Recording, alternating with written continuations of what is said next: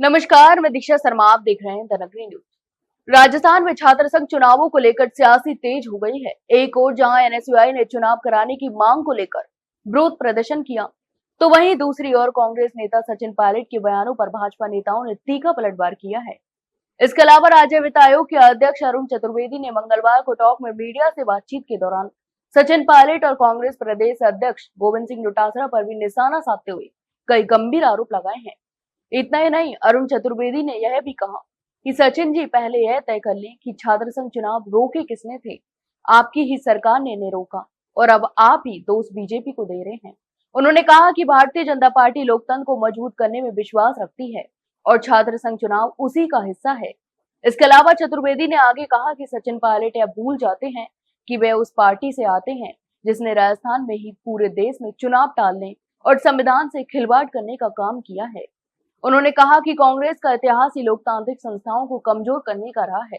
जब मीडिया ने कांग्रेस प्रदेश अध्यक्ष गोविंद सिंह डोटासरा के पर्ची की सरकार वाले बयान को लेकर सवाल किया, तो चतुर्वेदी ने तीखी प्रतिक्रिया दी। इतना ही नहीं, उन्होंने कहा कि डोटासरा जी खुद बताएं, जब उनके मुख्यमंत्री अशोक गहलोत अपनी डिप्टी सीएम को नकारा, निकम्मा और देशद्रोही कहते थे, तब कौन सी पर्ची चल रही थी। उन्होंने सचिन पायलट और गहलोत के बीच की तकरार का भी जिक्र करते हुए कहा, जब शपथ समारोह के मंच पर उप मुख्यमंत्री अपनी कुर्सी के लिए अड़ गए थे, तब कौन सा लोकतंत्र चल रहा था। दरअसल मंगलवार को एनएसयूआई ने छात्र संघ चुनाव की मांग को लेकर जयपुर में शहीद स्मारक पर प्रदर्शन किया था, जिसमें कांग्रेस के वरिष्ठ नेता सचिन पायलट भी शामिल हुए थे।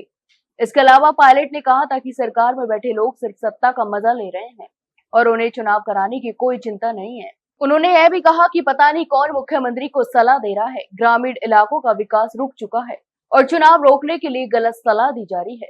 तो वहीं अमेरिका के राष्ट्रपति डोनाल्ड ट्रंप द्वारा टैरिफ बढ़ाने की चेतावनी पर प्रतिक्रिया देते हुए चतुर्वेदी ने कहा कि 140 करोड़ की आबादी वाला भारत झुकने वाला नहीं है। उन्होंने कहा कि प्रधानमंत्री नरेंद्र मोदी के नेतृत्व में भारत आत्मनिर्भर बन रहा है और अब अंतर्राष्ट्रीय दबावों में नहीं झुकेगा। इसके अलावा राज्य वित्त आयोग की नई जिम्मेदारी को लेकर अरुण चतुर्वेदी ने कहा कि प्रधानमंत्री की सोच के अनुरूप अब केवल बड़े शहरों पर नहीं, बल्कि छोटे गांवों और कस्बों के विकास पर भी जोर दिया जाएगा। उन्होंने कहा कि आयोग की पूरी टीम मिलकर सरकार को सुझाव देगी ताकि विकास की धारा निचले स्तर तक पहुंचे।